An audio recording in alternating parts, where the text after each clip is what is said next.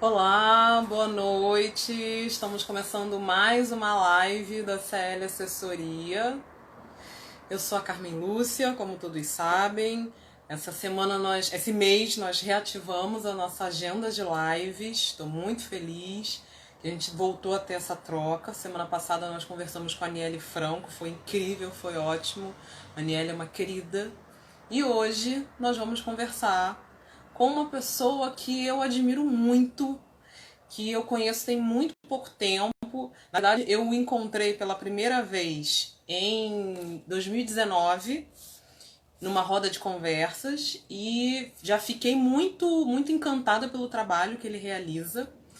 E aí, agora, esse ano, durante esse caos, né, eu tive o prazer e a honra de entrevistá-lo, falar do projeto dele no meu trabalho duas vezes, né, em dois trabalhos diferentes. Então, quero que vocês recebam com muito carinho, com muito amor, o querido Humberto Baltar, criador do coletivo Pais Pretos Presentes. Vou chamar o Humberto aqui na live.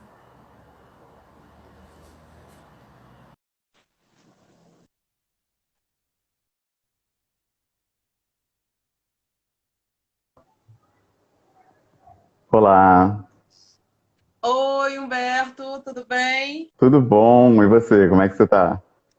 Eu tô bem, agora eu não tô conseguindo te ver, só tô conseguindo te ouvir. É mesmo? Nossa! Tá girando, carregando aqui eternamente, mas não te vejo, só te ouço. Eita, tô te vendo bem. E agora eu não sei, será que eu vou pros dados então? Será que eu saio do Wi-Fi? Tenta sair do Wi-Fi, pode ser isso. Sim, vou fazer essa experiência. Lucimar entrou aqui, boa noite, Lucimar, seja muito bem-vinda.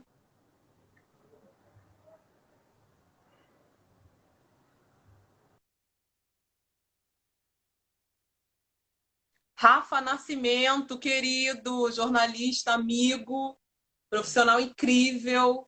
Rafa, já super te indico. Se você não fez matéria ainda com o Humberto, com o coletivo dele, Pais Pretos Presentes, super te indico fazer, porque é um trabalho maravilhoso que super merece ser divulgado. Então, ó, se não fez matéria ainda e se não conhece, já te falo para pegar esse contato, que o trabalho vale muito a pena. Agora eu te vejo, agora eu te vejo. Ah, agora você me vê. Agora eu tô te vendo perfeitamente. Bem-vindo. Ah, eu que agradeço. Poxa, obrigado por esse espaço. É um privilégio muito grande poder falar com você. Finalmente, eu fiquei muito feliz com a matéria que você publicou sobre o coletivo Pais Pretos. A repercussão foi maravilhosa. Diversos convites surgiram a partir Ai, que dela. maravilha. Muito legal, muito legal. Fomos convidados, inclusive, para escrever um capítulo de um livro a partir da sua publicação. Então, foi algo Gente, maravilhoso. que maravilhoso! Muito bom. Inclusive, eu enviei o texto do capítulo hoje, né? Então, é uma alegria muito grande. Escrevi Nossa, no livro Seja Homem, né? A masculinidade em crise. E aí a gente começa a conversar sobre essa noção de masculinidade. Que masculinidade é essa que está em crise? E é uma honra poder falar sobre isso, porque muitas pessoas desconhecem totalmente a contribuição do legado ancestral africano, né, para as uhum. noções de masculinidade, de paternidade, de criação de filhos. Então, poder falar sobre isso é muito importante porque leva as pessoas um conhecimento sobre mulherismo africana, sobre a noção, né, de gênero, né, em África. Eu acho que falta isso ainda e é importante trazer essa pauta. Ai, Humberto, olha, eu vou falar um pouquinho do que eu sei de você, mas eu quero muito que você se apresente. Humberto, homem preto, pai presente. Você é afroempreendedor, né? Você é Sim, fundador também da Humberto Baltar Consulting, que é um curso sim, de inglês online, né? exato. A gente oferece cursos E personalizados. gente, quero muito saber sobre isso também. E aí, como se não bastasse tudo isso, Humberto também é o fundador do Pais Pretos Presentes. Se apresenta, por Exato. favor, fala um pouquinho de você, Humberto. Então é isso, né? Eu sou professor de inglês, né? Já do ensino público e do privado já há 20 anos agora. e decidi empreender, porque eu reparava que nos cursos as oportunidades para profissionais, principalmente pretos, são muito limitadas e limitantes. Então eu decidi abrir o meu negócio e realmente foi um salto, né, em qualidade profissional, um salto em qualidade de sentido também, porque as minhas aulas elas trazem um conteúdo preto, né? Então a gente pode conversar sobre as nossas questões. Isso é algo que eu sentia muita Sim, falta também nos cursos. Não se fala na pauta racial. É igual na escola, né? Não se toca na pauta racial. E quando eu soube, né, que seria pai, eu tive essa ideia também de conversar com outros pais e eles trouxeram a ideia da gente fazer um grupo de troca sobre paternidade, um grupo de bate-papo, mas aí eu percebi que pelos relatos que as pessoas traziam, não ia ser um bate-papo, mas seria muito mais que isso, e na verdade era uma rede de apoio, porque eu percebi que o homem preto também precisa de uma escuta ativa, precisa de amparo, né? Precisa de se abrir, porque infelizmente a sociedade não enxerga a afetividade do homem preto, né? Mas ela está lá e ela acaba se silenciando, né? Se tolindo. Então, é um privilégio muito grande fazer parte, né, desse coletivo. Eu aprendo muito, o que eu mais faço ali é aprender com as narrativas, com as histórias que vêm, com as oportunidades de crescer através de cada compartilhamento. Então, é muito gratificante fazer parte do coletivo. cara, eu tava lembrando aqui hoje, preparando mais ou menos uma pauta para a gente conversar. Eu tava lembrando a primeira vez que eu te vi falando sobre o coletivo, que foi na roda de conversa que a Marcele Oliver proporcionou no projeto Avança Negra, que acho que foi ano passado, né? Eu não lembro se foi ano passado ou ano Sim, retrasado, acho que foi ano passado, 2019. E esse encontro, para mim, foi um encontro muito importante, muito necessário, porque foi um encontro, quem não conhece, o Projeto Avança Negra é um projeto criado pela Marcele Oliver, e tem como intuito abrir espaço para as mulheres falarem de vários temas. Já falamos de relacionamento abusivo, já falamos sobre mãe solo, e teve uma edição que a Marcele abriu para os homens falarem, e, se não me engano, era escutando nossos irmãos, alguma coisa assim. isso, ouvindo nossos irmãos, muito legal. E aí eu lembro que foi numa época assim da minha vida que eu andava muito tipo de bode com os homens pretos por conta de algumas atitudes e tal. E eu lembro que a Marcela falou: não, você tem que vir nessa roda, você tem que ouvir e tudo mais. E aí fui muito tipo a contragosto. Eu falei: vou lá, né, para poder ouvir e ver o que tem a dizer.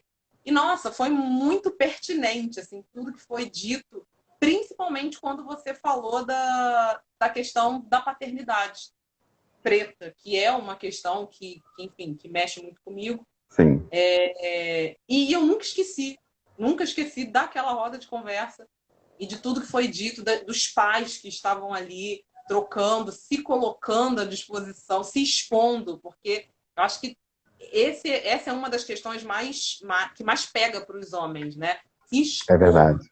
se doar e se mostrar, né? Porque como você falou, existe todo um estereótipo do cara forte, homem de ferro, que não chora, que não demonstra, que não pode fazer isso. Sim. Então, eu acho muito legal ter um grupo, um coletivo que traz justamente o oposto disso, que abre um espaço para que isso seja possível.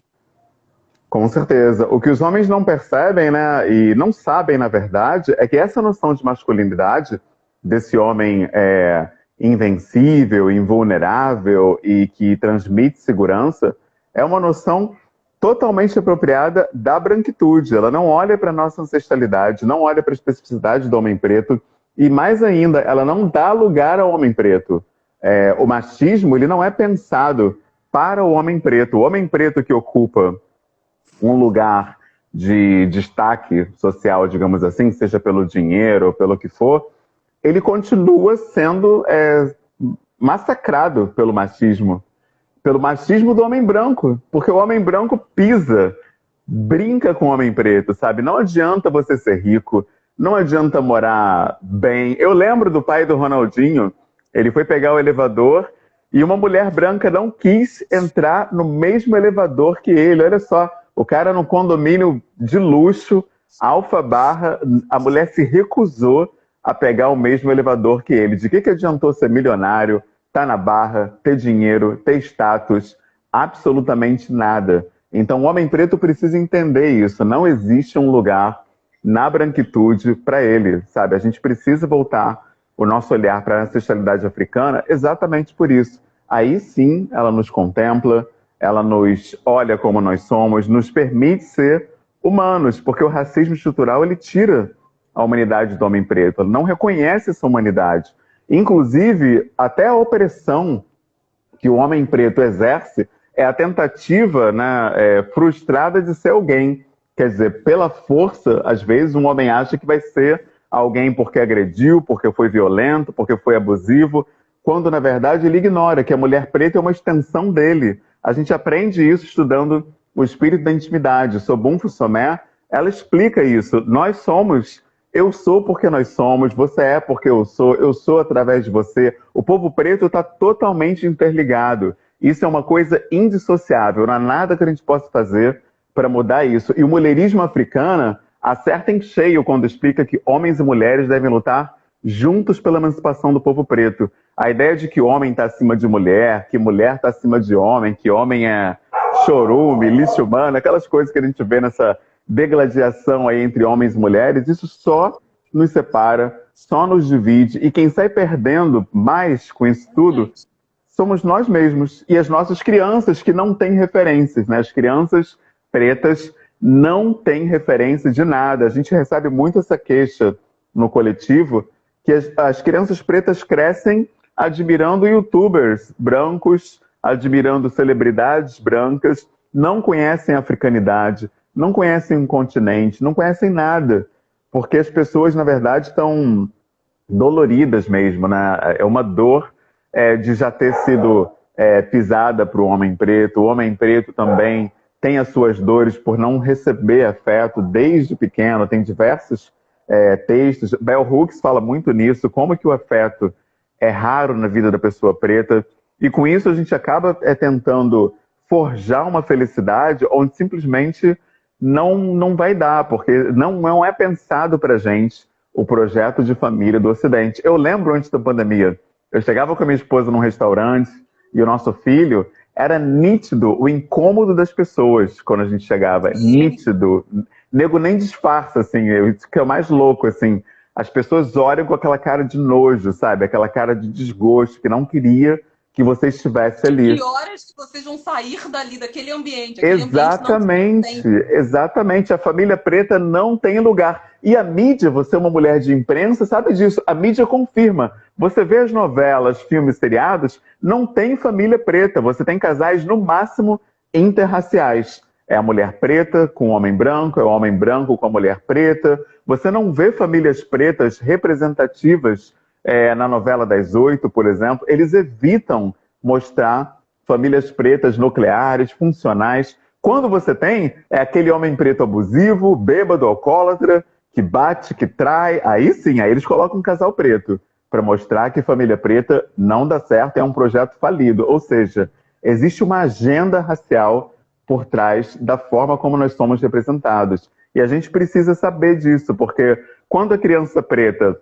não se vê como digna de ter uma família feliz, não é porque ela tem autoestima baixa, é porque ela não vê família feliz em programa nenhum, nem no desenho animado. Quer dizer, é tudo pensado já, é uma engenharia social. E quem acerta em cheio quando fala sobre isso é Silvio de Almeida. Foi com ele que eu aprendi que o racismo não é uma coincidência, uma causalidade, uma casualidade, algo que aconteceu. É um projeto de sociedade. É algo pensado. Deu muito certo, né? Talvez exatamente. O mais certo no mundo. Com toda certeza. Ele é todo pensado, é todo planejado, é todo projetado. Então, aprender isso foi muito importante para mim, porque aí naquele momento, quando eu soube disso, eu falei, eu vou casar com uma mulher preta, eu vou ter filhos pretos. Eu tenho que fazer isso porque existe um projeto para que eu não faça. Então, quando eu tive a convicção que existe uma engenharia para eu casar com uma mulher loura, principalmente porque eu tenho negócio, enfim, quando eu comecei a ter uma certa projeção, começaram a aparecer esses convites. Gente que nem olhava pra mim. Ah, Humberto, vamos tomar um suco? Ah, vamos no cinema? Uma mulher loura que nem olhava pra minha cara. Aí eu abri uma empresa, pronto. Aí todo mundo De descobriu que eu repente existia, você virou né? o melhor partido. Pois é, cara. E a gente, os nossos irmãos, às vezes se iludem, eles não percebem isso. Sim, Que não é eles, né? É o que eles simbolizam. Jogadores de futebol, agora, empresários. você tirou as palavras da minha Pois boca. é, Onde cara. você Não. mais vê esse deslumbramento, essa Pois ilusão é. absurda? Exato, não é sobre eles. Tanto não é sobre eles que assim que casa e já tem o direito àquela pensão, separa, porque o Agora, objetivo é o que o cara tem para oferecer. Então a gente não gosta de olhar para isso, eu entendo por que que a gente não gosta, porque é doloroso, dói de verdade, e na mulher preta não é diferente, aquela mulher preta que é objetificada, que às vezes, né, ela é chamada para um relacionamento porque ela simboliza aquela passista, né, aquele estereótipo racista que os caras têm do bundão, do peitão. O cara quer, às vezes, até mesmo casar, mas não é porque ele tem um sentimento, é porque ele quer ter aquela mulher que ele vê assim como se fosse aquele cachorro que olha um frango naquela máquina, né? Ele fica assim, que é um troféu que ele quer conquistar. exatamente, ele fica salivando, é uma ideia de consumir, essa que é a ideia. É consumismo, não existe sentimento, não existe ternura. Tanto é que Bell Hooks fala nisso, de como que o afeto, ele não é presente na vida da mulher preta. Mesmo no casamento, é aquele cara que está ali para consumi-la. É essa ideia mesmo, sabe? De desfrutar. Então, quando as pessoas pretas se encontram, entendem essa engenharia em que a gente foi colocado, que a gente foi arrastado do nosso habitat natural, do nosso local de origem, que é a África, e que por isso também temos dificuldade de se entregar no amor, porque isso não é culpa nossa. A gente não é irresponsável. Eu lembro que estava se falando muito em responsabilidade afetiva em 2018, 2017, como se fosse simplesmente uma questão de responsabilidade. Mas é muito mais do que isso. Hoje já existem pesquisas, a ideia da memória ancestral já é um conhecimento científico. Você tem contigo marcas do que você já viveu enquanto povo. Então, como nós temos essa vivência de sermos arrancados da nossa esposa, da nossa mãe, dos nossos filhos, a gente tem um trauma de antecedência, um trauma da perda. A gente não quer se entregar nas relações, porque a gente tem ancestralmente essa experiência da ruptura. Então a gente tem medo mesmo de se entregar, porque a gente tem uma sensação, uma impressão de que a gente vai perder essa pessoa. E no nosso caso, nós pais pretos, não é diferente, porque a gente vê como famílias pretas são dizimadas pelo Estado o tempo todo. Você viu aquela família que foi fuzilada pelo exército, um pai de família foi baleado só porque estava dentro de um carro. Então, eu não sei se eu vou deixar o Apollo a qualquer momento órfão. A minha esposa, né, quando eu conheci, ela já tinha um carro preto com isso filme. Eu tenho até medo de dirigir esse carro porque a gente mora, pô, sabe, a gente não sabe, né, se vão confundir, entre aspas, podem até me balear. Então, normalmente, quem vai dirigindo é ela, a gente vai no mercado, Essa eu fico... função tão corriqueira, né? Exatamente, a gente fica preocupado, a gente tem essa experiência ancestral da ruptura, essa experiência ancestral da perda. Então, eu tenho um medo sincero de deixar o meu filho, de deixar a minha esposa. A gente vive com esse medo. E muitas pessoas, por terem esse medo, o tempo todo você pode ler isso no Instagram. Mulheres pretas falando, eu não quero ter filhos, principalmente filho preto, porque a polícia mata preto como se fosse rato, barato. Eu não quero ter que chorar a perda de um filho meu. Eu tenho uma grande amiga, a Iá, ela, a Preta de Ogum, ela falou isso. Se eu pudesse, eu ia morar em Cabo Verde, porque eu tenho medo do meu filho ser assassinado aqui. E ela já viajou para Cabo Verde, e ela falou, lá eu sou enxergada como igual, ninguém atravessa a calçada, ninguém segura a carteira, ninguém esconde celular quando eu passo. Lá eu me sinto em casa. E eu, lendo ela falando isso, eu pensei, meu Deus, como será que é essa sensação de estar num lugar onde te enxergam como uma pessoa, como um igual? Eu não sei o que é isso, porque eu só viajei para os Estados Unidos e lá o cenário é bem parecido, o cenário racial. Eu ainda não tive essa experiência de ir para a África. Então deve ser lindo você estar num lugar onde você é enxergado como igual, sabe? Você é respeitado, você é admirado. Eu queria ter essa experiência e quero. Ainda vou visitar países africanos, porque eu quero saber como é isso, que eu não sei. Aliás, preto nenhum no Somos Brasil dois, tô sabe, louca né? para conhecer também. Ah, com Louca pra ter essa certeza, experiência. com E acho que é, certeza. é se conectar, né? Eu acho, nossa, deve ser. Meu Deus, eu nem consigo descrever. Deve ser uma sensação e uma experiência De é, pertencimento, né? inesquecíveis. Eu acho que a gente nunca mais vai querer ir embora. Depois que Com você cer- põe o pé ali, você vai falar, cara, eu não vou voltar Rio de Janeiro para viver isso tudo de novo. Não, acho que eu É, fico por aqui. é Esse é o meu verdade. lugar, literalmente, Com né? certeza, porque no Brasil eles mentem pra gente. Eles dizem que se você tiver um bom cargo, um bom salário, uma vida boa, você vai ser feliz. Mas na condição racial do Brasil não tem como, cara. Eu me iludi com isso também. Eu lutei muito para ser um empresário bem-sucedido, que ganha 7 mil reais, que não sei o quê. E quando eu cheguei nessa posição, eu vi, cara, que eu era igual ao preto que tá lá na favela tomando esculacho da polícia. Não tinha diferença nenhuma entre mim e ele. Nenhuma. Simbolicamente, não tem nenhuma. Quem fala isso, muito acertadamente, é Franz Fanon. Eu recomendo muito que as pessoas leiam Peles Negras, Máscaras Brancas, porque ele explica como que simbolicamente a gente nunca vai estar no mesmo patamar de pessoas brancas. Pode casar com branco, pode ter filho branco, pode ficar no meio de branco, pode ir para a empresa branca, não interessa, nunca vai ser enxergado como igual. Eu acho incrível como os pretos ainda se iludem com isso, cara. Não faz sentido. Não faz sentido. Cara, você falou dessa questão da mídia. Eu lembro, eu faço. Agora, no momento, não tenho feito tanto, mas ano passado eu fiz muito assessoria de artistas, alguns artistas pretos. E algumas falas me marcaram muito. Eu lembro de um ator que falou uma vez, falou, cara, eu acho tão estranho às vezes ser escalado para uma novela e a novela, tipo, qual é o meu núcleo? Ah, meu núcleo sou eu, apenas. Ué, gente, mas essa pessoa, ela saiu de onde? Cadê a família dessa pessoa? Essa pessoa não tem um pai, uma mãe, um tio, um irmão, um filho, nada. Ele sabe, jogaram no mundo, ele caiu no mundo e de repente ele apareceu. Não tem núcleo desse ser humano. É o único que não tem núcleo na novela. E aí Exatamente. essa foi uma questão que me marcou muito e uma outra questão de um outro ator que falou, cara, é muito ruim quando eu chego para pegar a sinopse de um trabalho novo e aí tá lá, nome do personagem, fulano de tal, jovem de 30 anos, alto, negro.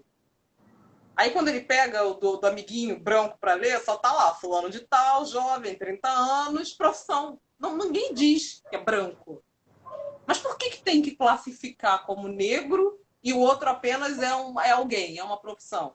Sim. Porque existe um determinado número de personagens e aquelas características que você já citou, são esses personagens que a galera preta vai pegar. Então tem que especificar qual é a cor desse personagem. Que influência Exato. é essa? Que a cor vai dizer quem que pode fazer esse personagem? Tem que ser o motorista, tem que ser a empregada, tem que ser, não pode ser o empresário, não pode ser o dono da empresa.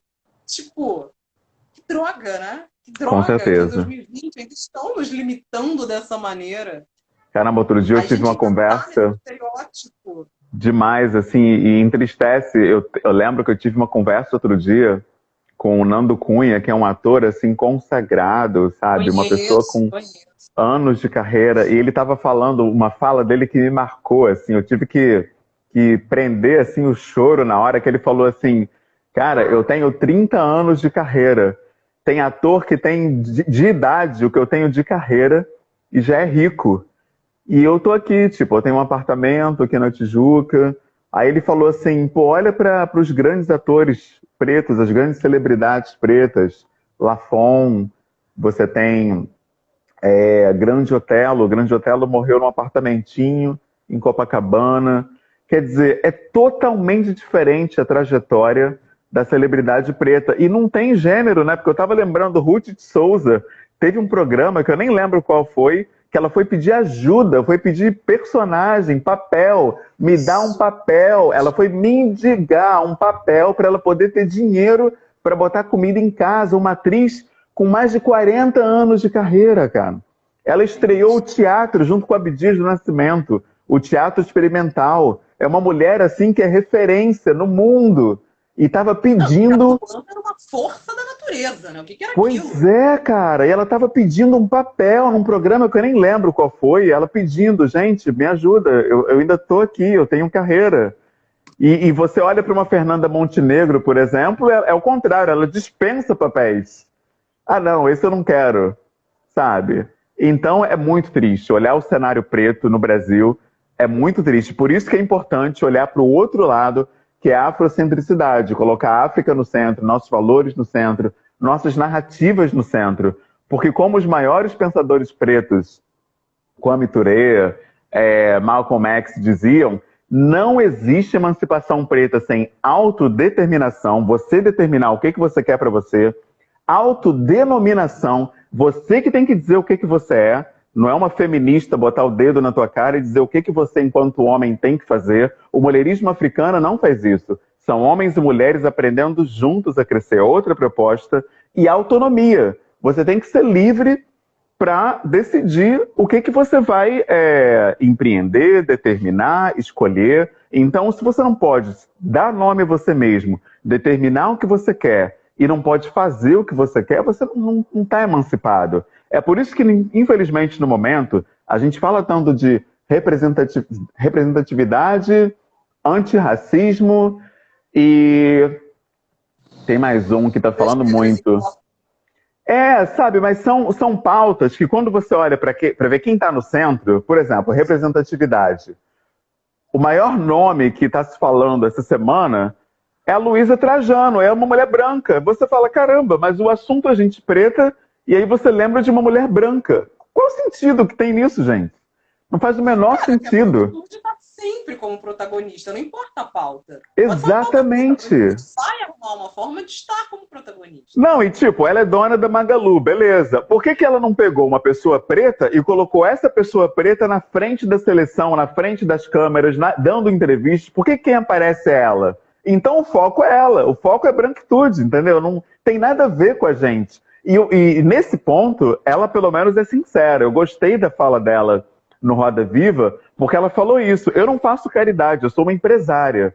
Isso que eu estou fazendo é olhar para o futuro. Os pretos têm muita renda, os pretos vão ser responsáveis pelo aumento do PIB do Brasil, e isso é bom para o meu negócio. Ela não esconde isso. Ela está olhando para o negócio dela. Ela não está olhando para a libertação preta, para a emancipação de gente preta. Ela quer dinheiro, ela é uma empreendedora, entendeu? É outra história. É um outro lugar, é um outro lugar. Exatamente. É igual o antirracismo. O antirracismo você vai ver empreendimentos brancos, pessoas brancas à frente das campanhas. Você não vê também o preto ali protagonizando. Ou seja, são agendas que são brancas.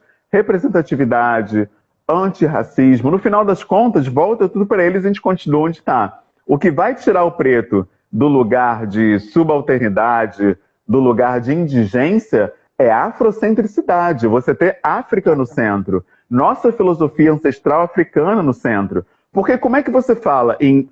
lembrei a terceira palavra que eu queria lembrar. Inclusão.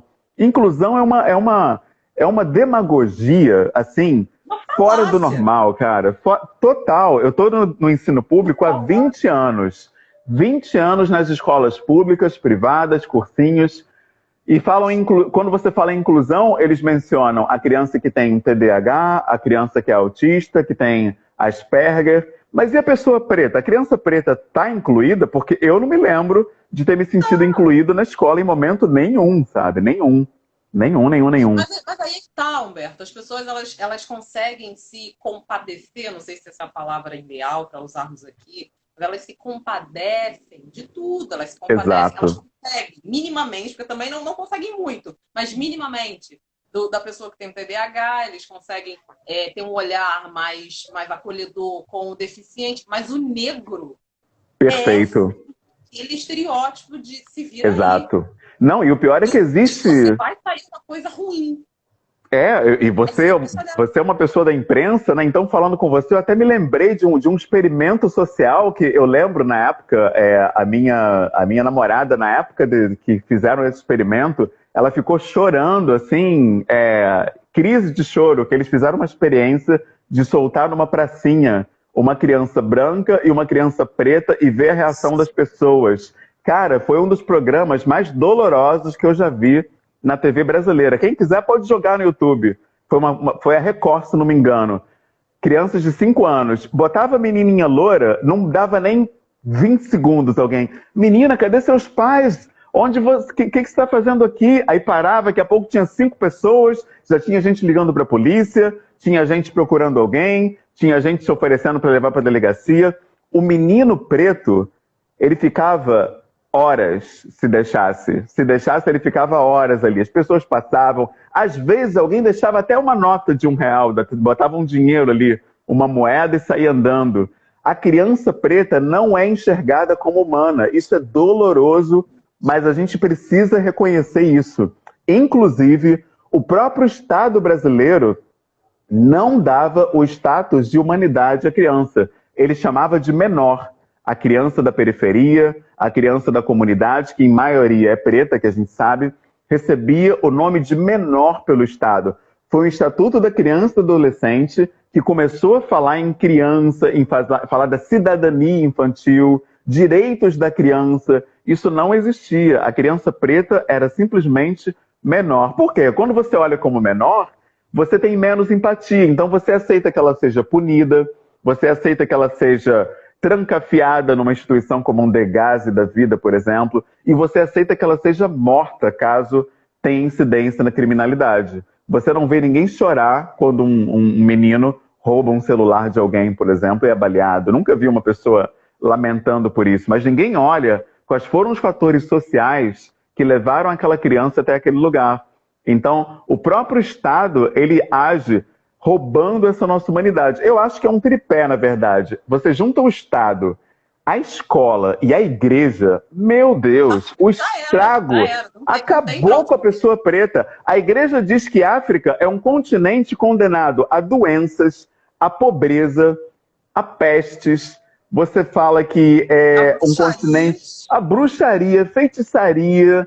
Ou seja, não vai sair nada de bom dali. Ou seja, a pessoa que está numa igreja ouvindo isso, que orgulho ela vai ter da ancestralidade dela, das origens dela, da família dela? Nenhum orgulho. Pelo contrário, ela vai ter vergonha. Ela vai querer se juntar o máximo possível dos brancos e se afastar o máximo possível de tudo que for preto, tudo que remeter à África, ela vai repudiar e vai querer ficar o mais longe possível. Ou seja, é o Estado, a igreja de um lado e a escola. A escola não preciso nem dar exemplos, né? A escola, meu Deus. Tem um ditado, uma Nossa. piada que fala, gente, se tem um lugar que já começa a te preparar para a vida, é a escola. Porque você sobrevive aquilo ali, o lugar mais injusto da vida, você consegue sobreviver ao resto. Porque, sinceramente... Cara, escola é absurdo. Eu lembro, ano que vem eu faço 40 anos. Eu me lembro até hoje da terceira série. Eu tive que dançar com a tia Lourdinha, porque ninguém quis dançar comigo na festa junina.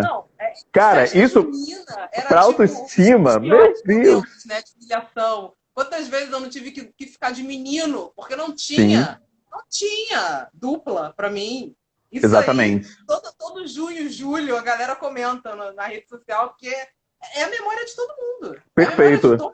E uma irmã escreveu aqui, é a educação que leva à emancipação do povo preto. Beleza, mas a gente tem que ver que educação é essa, porque eu estou no ensino público há 20 anos e eu estou vendo que a Lei 10.639/03 não é respeitada, não se fala na ancestralidade africana, não se fala, por exemplo, dos orixás, quem foram os orixás, não se fala dos impérios africanos, do reino de Kush, não se fala, Kemet, nunca ouvi falar.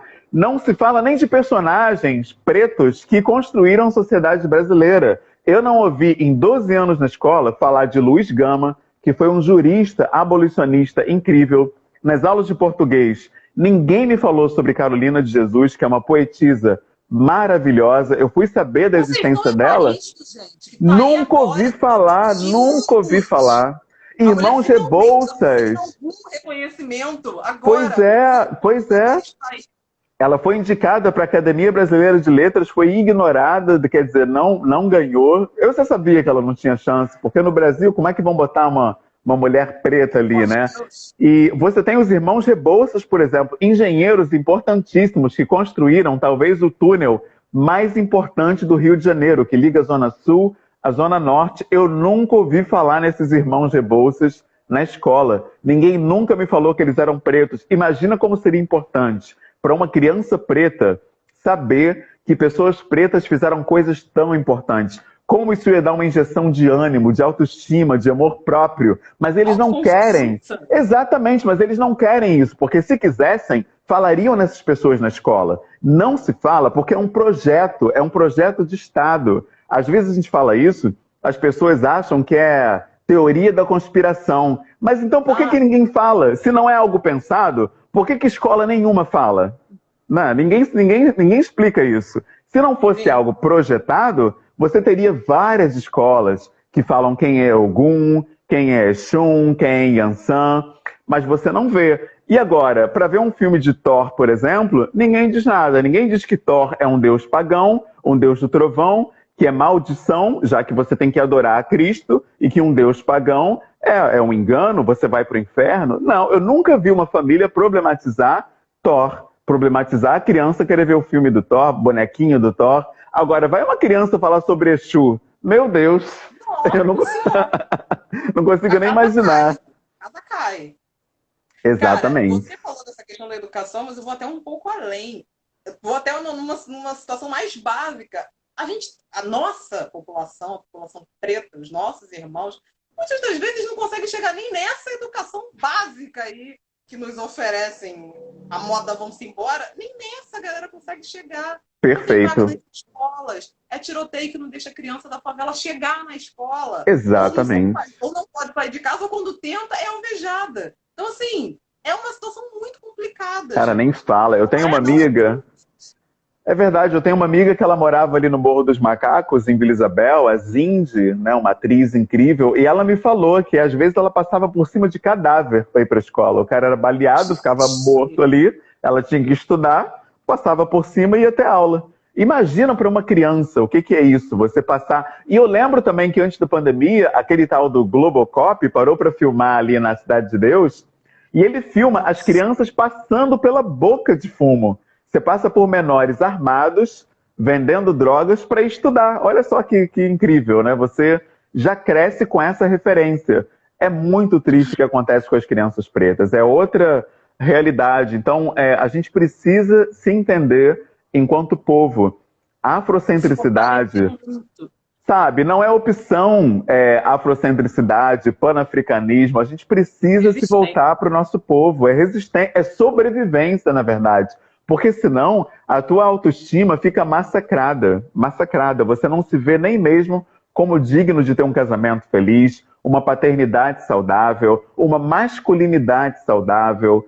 Ficam pessoas isoladas, né? É o que a gente vê. Os pretos são isolados, totalmente isolados. A prova disso são os pretos que você tem hoje no Brasil que fazem coisas incríveis. Está todo mundo sozinho. Não tem um que você fala assim, ah não, mas fulano tá junto com Beltrano, Cicrano, eles estão fazendo uma iniciativa incrível. Não tem, cara. Tá todo mundo nadando sozinho. Por quê? Isso é um projeto. Essa é a verdade. E o projeto deu tão certo, como você falou, que a própria pessoa preta acha que o outro preto quer sabotá-la. É muito Eu triste falei isso isso. na minha live da semana passada, de anteontem, com o É Lucas, que estava na triste. live, o Lucas Teixeira, que é um parceiro meu de trabalho, e a Sim, gente fala muito isso, tipo, cara, a gente precisa entender, a gente, enquanto comunidade preta, a gente precisa entender que a gente, primeiro, a gente é maioria na população, gente. A gente é maioria aqui nesse país bizarro. Então, exato. assim, se a gente entendesse que a gente pode se unir e fazer a coisa acontecer entre a gente, fazer o dinheiro circular entre a gente, fazer a economia preta rolar, a gente pode fazer uma comunidade muito poderosa. Só que para isso, a gente tem que se ver como aliado, não como inimigo, não Com certeza. como quem está competindo com a gente. Não tem competição. A gente precisa caminhar junto. Só Cara, que ainda existe uma resistência muito grande com relação a demais. isso. Eu lembro quando o coletivo começou a ter uma certa projeção, 10 mil seguidores, 20 mil, 30 mil, eu fiz um convite para uma pessoa preta que é super conceituada nessa área de família preta e representatividade. Falei, pô, vamos fazer uma live, vamos fazer um negócio bacana. Cara, a pessoa visualizou o meu direct, nem respondeu. Aí, beleza. Beleza, tranquilo. Aí a vida seguiu. Aí teve uma iniciativa de uma empresa branca que ia fazer ia promover uma roda e ia pagar um cachê ridículo. Acho que era, sei lá, R$ 200, 500, não sei. Aí quando chega lá, quem tá? A pessoa que viu minha mensagem e, tipo, cagou. Aí, quer dizer, R$ 200 fez aquela pessoa estar junto comigo para falar sobre famílias pretas, mas um convite meu não foi suficiente para isso. Eu falei, gente, como a gente tá mal. 2 notas de R$ 100, sabe? 2 notas de R$ 100 valem mais do que uma mão preta te chamando para fazer junto, para seguir junto. É muito complicado, cara. A gente tem muito para avançar ainda. A gente precisa avançar muito. Que insegurança é essa que foi tão bem plantada na nossa Exato. mente? Porque foi muito bem plantada. A gente está aí tentando cavar para tirar, mas está difícil. Demais. Porque, como a gente falou, o sistema foi muito bem estruturado. O Muito bem. racismo foi o sistema mais bem pensado e mais bem implementado no mundo, gente. Porque ele funciona perfeitamente. Ele alcança todos os objetivos que foram colocados. É impressionante. E é incrível, né? Porque ele tem até aquele degradê, aquela gradação, quer dizer, até o preto claro, isso chega nele também, bate na porta dele. Você não tem um lugar que você fala, não, agora eu tô seguro. Aqui nesse lugar, a coisa... Aqui eu tô mais livre, né, digamos. Não adianta casar com gente branca, não adianta ter filho branco, não tem nada que você possa fazer. Não adianta ser rico. Eu tô com vontade de sair marcando pessoas nessa live. Sério, nessa live, gente. É muito Não, mas assim, eu entendo que simbolicamente você se sente bem. Eu tenho uma amiga que ela é rica, ela mora na Barra, numa cobertura, lá no posto 4. Aí, às vezes, né, ela me chamava para conversar, que ela tava com umas dificuldades aí e tal, de relacionamento. Aí eu ia lá. E aí a gente ficava andando na orla da Barra, né, com o cachorrinho dela, um poodle, ela toda branquinha, tal. Aí eu reparava os olhares para mim, cara, as pessoas me olhavam de uma forma completamente diferente, porque elas imaginavam que eu era namorado dela, alguma coisa. Então, brancos me olhando com um olhar de admiração, aquele olhar assim, sabe, você deu certo, você venceu. Nossa, uma vez a gente sentou num lugar que vende crepe ali na Barra, eu acho que é alguma coisa no ar o nome, é de um francês até. Cara, era impressionante, a gente na mesa comendo, as pessoas assim, até sorriam pra mim. Eu ficava assim, impressionado. Falava, gente, o que é isso? Então, eu entendo a pessoa preta que por fraqueza quer estar nesse lugar, porque eu nem lembrava da última vez que uma pessoa branca tinha rido pra mim assim, espontaneamente. Isso não existe, não acontece. Isso só acontece com um homem preto quando ele tá com uma mulher branca. Então, imagino que com a mulher branca... cara. É muito louco. Ela é muito grave. Eu tô rindo de nervoso. Cara. É muito grave. É real, assim. Não lembrava mesmo. Uma pessoa branca tinha rido pra mim espontaneamente. Olha isso, mano. Nem na escola, cara. O professor não ri pro aluno preto. O aluno preto não recebe elogio. O aluno preto não recebe sorriso. Isso é pesquisa. Tem dados que tentaram investigar por que o aluno preto quase sempre performa menos na escola. E aí eles chegaram numa expressão em inglês chamada self-fulfilling prophecy, que é a profecia autorrealizada. O que acontece? No domingo, a professora vai no restaurante comer com o marido dela, com a família. Aí vem aquele garotinho preto ali fora pedir dinheiro, pedir um pouquinho da comida. Aí ela sai pra lá, garota, não sei o quê, e já fica no subconsciente dela associado a criança preta ao pedinte, ao bandido, ao traficante. Aí na segunda, quando ela vai trabalhar, tá no imaginário dela, não adianta. E aí quando o menininho preto traz o trabalhinho pra ela ver, cara, sem perceber, ela liga aquele menininho ao garotinho que pediu dinheiro a ela. Ela não vai rir pra ele, ela não vai dizer que lindo, João, que trabalho incrível, parabéns, nossa, olha, Parabéns de verdade. Adorei o seu trabalho. Isso não acontece com Garotinho Preto. Não acontece. Não acontece, não acontece mesmo. Isso é fato, isso é estudo. Eu não estou dizendo que nenhuma professora branca sorri, nenhuma professora branca elogia. Eu estou falando estruturalmente. Na estrutura do ensino, você não tem essa empatia com a criança preta. A gente já cresce sem receber sorrisos. Então, tanto é que eu me lembro desse episódio que eu estou contando dessa amiga branca. Isso tem muitos anos, acho que foi 2015 que a gente foi nesse restaurante. E eu ainda me lembro, porque foi um dos dias que eu mais recebi sorrisos de gente, pessoas brancas aleatórias, assim, todo mundo rindo pra mim e tal.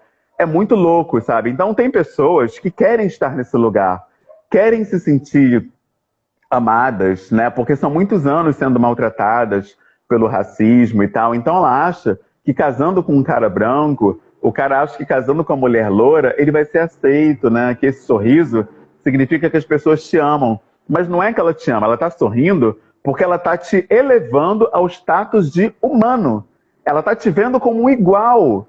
Gente, ser igual, isso devia ser o básico, do básico, do básico. Não era pra pessoa preta ficar feliz. Isso, né? Gente, como é que você fica feliz por estar sendo tratado como um igual? Pelo amor de Deus, vamos trabalhar essa autoestima, vamos fazer terapia. E falo assim, como uma dica mesmo, porque eu faço e me ajuda muito. Cara, pois é. O nosso tempo, ai, gente, a live podia durar mais, né? Porque eu acho um absurdo só uma horinha. Você acredita que a gente só tem mais 10 minutos? Mas eu queria que você falasse um pouco de... A gente falou sobre muita coisa, mas basicamente sobre esse racismo que a gente enfrenta diariamente Sim. no Brasil, no Rio de Janeiro. E aí você, enquanto pai, de que forma que você consegue minimamente preparar esse pequeno ser para isso tudo? Porque, assim, a gente está lutando, mas acho difícil a gente conseguir resolver isso tudo Sim. até o Apolo, né, seguir. Então, de que maneira a gente prepara essas crianças para essa vida? Cara, a gente deve inundar os nossos filhos de amor preto, referências pretas, não tem outro jeito, assim. O meu filho tem apenas 1 ano e meio e ele vê os pais dele se beijando, trocando afeto, coisa que eu não vi. Meus pais se separaram, eu tinha 1 ano. Eu nunca vi meus pais se beijarem. Nunca vi meus pais dizendo eu te amo um pro outro. A criança preta cresce sem referências de amor preto. A psicologia já disse, a primeira referência parental, familiar que a gente tem é a nossa própria família.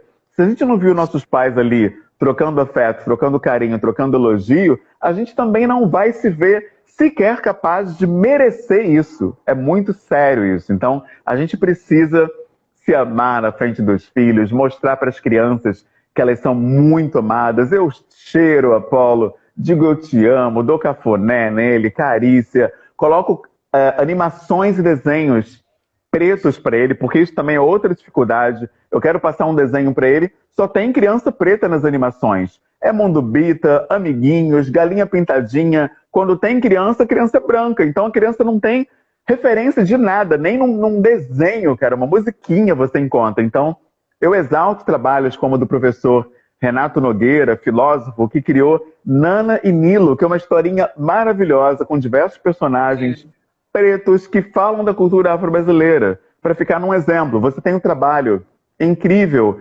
da minha irmã Thalita Peixoto, que tem o Clubinho Preto, que traz livrinhos com histórias protagonizadas por crianças pretas. Você tem o Era Uma Vez o Mundo, da Jaciana Melquiades, que faz bonecos pretos. A gente precisa encher nossos filhos de referências pretas.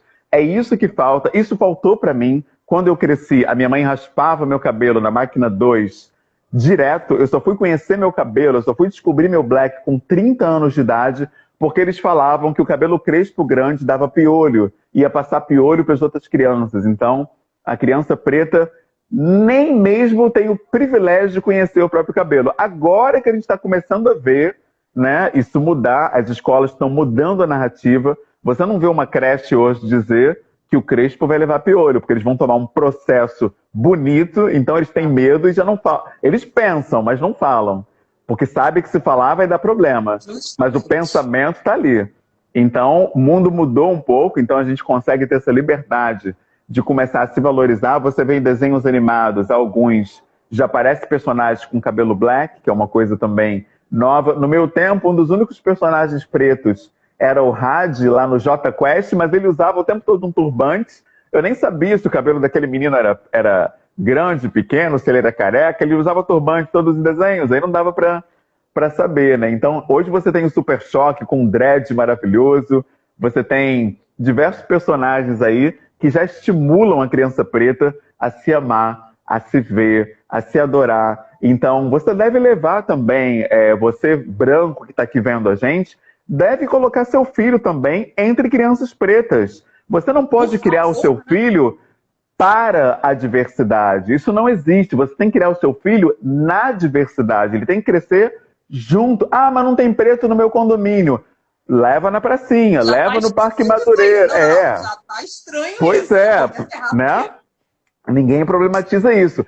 Ah, mas na escola não se fala nisso. Mais um motivo para você chamar a coordenação pedagógica da sua escola e perguntar por que que no projeto político-pedagógico deles só se fala em ancestralidade africana no mês de novembro, que é o mês da consciência negra. As famílias brancas têm o dever de exigir isso para poder se falar, se chamar, se intitular verdadeiramente antirracista. Como é que você é antirracista se você não faz nada para mudar o status quo? Se você não faz nada para mudar a estrutura do racismo estrutural? Isso para mim não é antirracismo. Uma pessoa que fala vidas negras importam, mas não tem amigo preto, não indica preto para trabalhar na empresa que ela trabalha. E Não não acha abre isso mão. Não abre mão de uma vaga porque o concorrente é preto. Você não faz nada para elevar pessoas pretas e fala nas redes sociais que é antirracista? Não faz o menor sentido isso. É por isso que o antirracismo, salvo raras exceções, é uma grande falácia. São apenas brancos querendo destaque, brancos querendo aparecer e usando a dor preta para isso. Infelizmente, é a verdade. Humberto, olha só, já vou avisar aqui pra galera que tá pedindo, e muita gente tá pedindo, pra gente já marcar a próxima live, porque eu falei aqui, eu fiz uma listinha, eu só falei de 2 assuntos. Cara, de verdade, eu já quero ver aqui, porque eu acho que eu tenho. Dia 29 desse mês, a gente pode se reencontrar aqui nesse mesmo Com horário. certeza, vai ser uma honra para mim, com certeza. Eu te agradeço já pela oportunidade. É incrível poder estar aqui. Eu gosto muito de poder trocar com pessoas que entendem o valor da União Preta. Aquele teu artigo na Secretaria Estadual de Educação ficou maravilhoso. As pessoas entenderam, sabe, o que a gente faz, nos chamaram para entrevistas, nos deram outros espaços, portas incríveis se abriram, né? Até o Facebook, cara, chamou a gente para fazer coisas, campanhas publicitárias, sabe? Muito bacana, muito legal ver onde a União Preta leva a gente. Eu fico, assim, de verdade, tocado por isso, porque eu sei como isso é raro, infelizmente. Pretos se valorizando, se apoiando e se ajudando. Devia ser regra, né? Mas ainda não chegamos lá. Infelizmente. Mas verdade. eu tô olhando toda hora pro lado que eu tô aqui acompanhando o tempo. Mas eu vejo muito o meu trabalho, eu como jornalista preta, que consegui ter a oportunidade de estar em grandes veículos, de ser, em muitos deles, a única negra naqueles veículos. Então, eu entendi, e graças a Deus eu consegui entender, o quão importante é ter conteúdo preto, abrir espaço, abrir oportunidades de falar das nossas causas, dos nossos trabalhos, das nossas necessidades, porque, enfim, se a gente não usar esse espaço, se eu, enquanto mulher preta, jornalista, não usar o que eu tenho de influência e de poder para fazer isso, como é que vai ser, né? Quem vai fazer? E de que vai me servir ter tido essa oportunidade? Então, eu só agradeço, e eu amo falar do coletivo. Amei fazer aquela matéria pro ECOA. E, nossa, eu lembro que no final da matéria, quando eu falei, como é que eu vou encerrar essa matéria? Eu falei, cara, todo mundo que eu entrevistei acho que uns 6 pais do coletivo, todos falaram, eu entrei no coletivo porque eu quero ser um pai melhor. Eu quero ser um pai que seja exemplo, referência. Todos usaram essa palavra, referência, para o meu filho. Então eu falei, cara, é isso. Eu acho que os pais que hoje estão aí, talvez um pouco perdidos, sei lá, eles vão entender que, tipo, tá tudo bem tá perdido. Se você tá tentando, se você tá Exato. aí lutando para ser um pai bacana, cara, tu já tá, ó, num lugar maravilhoso. Porque, né, diante de tudo que a gente vem passando, se você já tá tentando, você já é um vitorioso. Ó, Com nossa live vai certeza. sair daqui a pouco. Eu Olha quero só, muito te me agradecer. deram uma dica, não sei se você sabe, se você apertar ali no ao vivo, aparece o timer. Eu não sabia disso, me ensinaram, eu aprendi, eu achei incrível. Ai, ótimo! Ai, arrasou. Ainda temos. Ai, a gente tem 5 minutos ainda. Gente, alguém perguntou isso, vai ficar salva? Vai ficar salva, com certeza. Essa Ah, que live vai ficar legal. salva lá no GTV da assessoria.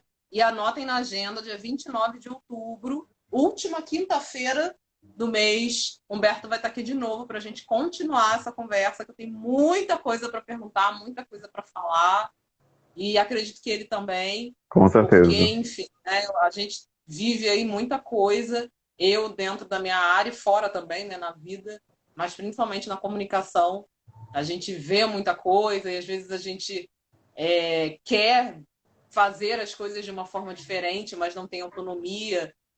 Tanto que por isso também que eu criei a CL Assessoria, que é a minha assessoria, uma assessoria voltada para a galera preta, para o afroempreendedor, um trabalho totalmente que eu tento fazer acessível, porque a gente sabe o corre da galera preta, a gente sabe que existe sim muito conteúdo para ser divulgado, mas que muitas das vezes não existe grana para pagar uma assessoria tradicional, um grande escritório que vai te cobrar, sei lá, R$ 3.000 ao mês. Então, muitas das vezes, R$ 3.000 é a renda total desse afroempreendedor, É, mas que tem conteúdo e que merece também ter um espaço na mídia. Então, e eu sempre.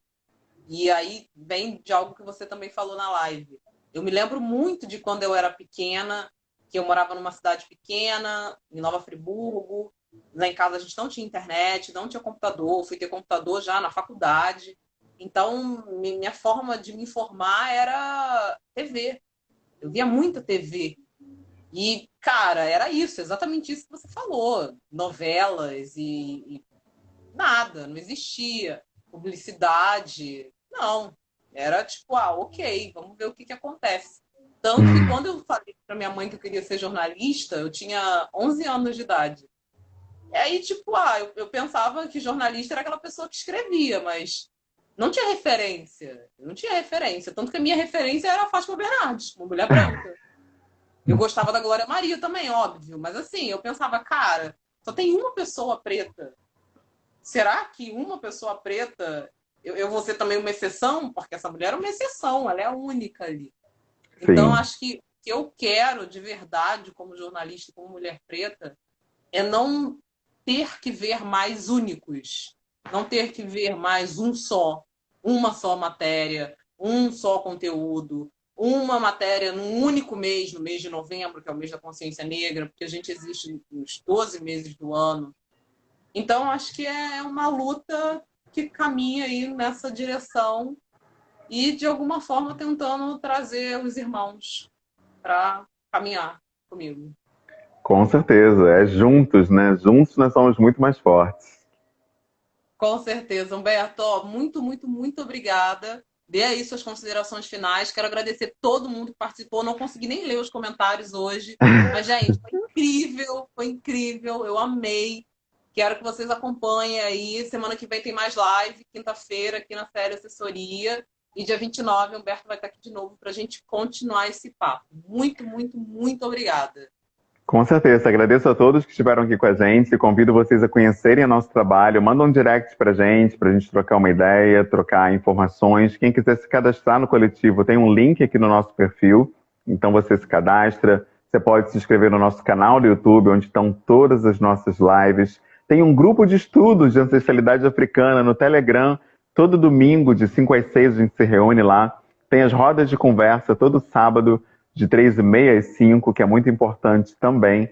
E os grupos no WhatsApp, o grupo de pais pretos, o grupo de mães pretas presentes, o grupo de pais e mães pretas e o grupo de pessoas brancas que têm filhos pretos, adotivos ou enteados e querem aprender a empoderar racialmente suas crianças. Então, eu deixo o convite a todos vocês para nos conhecer, porque juntos nós somos muito mais fortes e eu sou muito melhor através das pessoas que agregam, que crescem com a gente.